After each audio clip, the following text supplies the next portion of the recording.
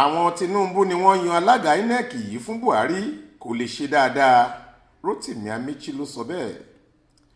Mínísítà fétò ìgbòkègbodò ọkọ̀ nílẹ̀ wa tẹ́lẹ̀ rí ọ̀gbẹ́ni Daadaa-Amaechi ti ṣàpèjúwe ètò ìdìbò gbogbogbò tó ń lọ lọ́wọ́ lórílẹ̀‐èdè yìí bí ìjákulẹ̀ ńlá àti ìfàkókò ṣòfò gidi, àti pé kò sóhun méjì tó fà á ju pé ẹgbẹ́ òṣèlú táwọn tó dábàá ìyànsípò alága Inec ti wá ló ṣiṣẹ́ fún lọ.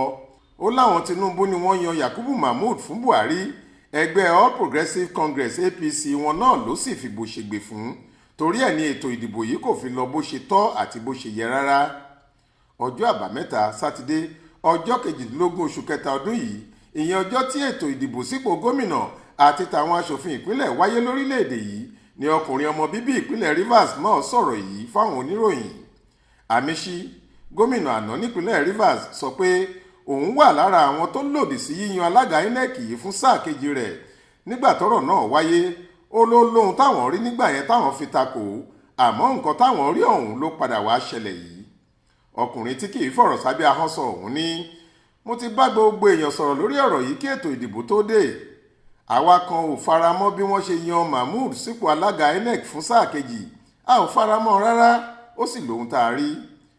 Àwọn Tinubu ni wọ́n dábàá ìyànsípò ẹ̀, ìhà ọ̀dọ̀ wọn náà ni ìyànsípò ẹ̀ ti wá. Kí lẹ wá ń retí lásìkò ìdìbò nígbà yẹn? Ṣé ẹ lérò pé àṣeyọrí yóò wà ṣá?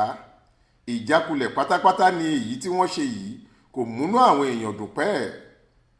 Nípínlẹ̀ Rivers níbí, ọmọọṣẹ́ Wike, ìyẹn gómìnà Nyesom Wike tìpínlẹ̀ Rivers, ní Mahmood.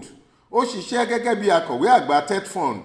Torí ẹ̀, nǹkan tó wáyé nípínlẹ̀ Rivers ni pé ẹgbẹ́ òṣèlú APC àti SDP figagbága pẹ̀lú Inec àtàwọn ọlọ́pàá, kì í ṣe pẹ̀lú PDP rárá, gẹ́gẹ́ bó ṣe wí. Tẹ́ ò bá gbàgbé, Aṣíwájú Bọ́lá Ahmed Tinubu ti ẹgbẹ́ òṣèlú APC ní àjọ elétò ìdìbò Independent National Electoral Commission INEC kéde lọ́jọ́ 1 oṣù kẹta yìí pé ó gbégbá orókè nínú ètò ìdìbò sípò ààrẹ tó wáyé lọ́jọ́ 25 oṣù kejì tó kọjá. Àmọ́ ọ̀gọ̀rọ̀ awuyewuye ló wáyé látàrí ìkéde yìí, pẹ̀lú báwọn kan ṣe gbàgbọ́ pé ètò ìdìbò náà ní èrú àti màgòmágó nínú. Awuyewuye náà kò sì tí ì rọlẹ̀ látàrí àwọn àléébù àti òjòrò tí wọ́n fẹ̀sùn rẹ̀ kan INEC àti ẹgbẹ́ òṣèlú APC.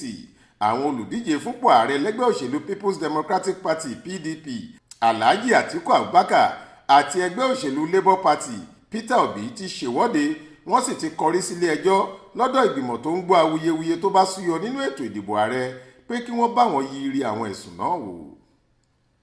Faith Adébọ́lá ló ń jábọ̀ ròyìn fún iléeṣẹ́ tẹlifíṣàn Aláròyé online.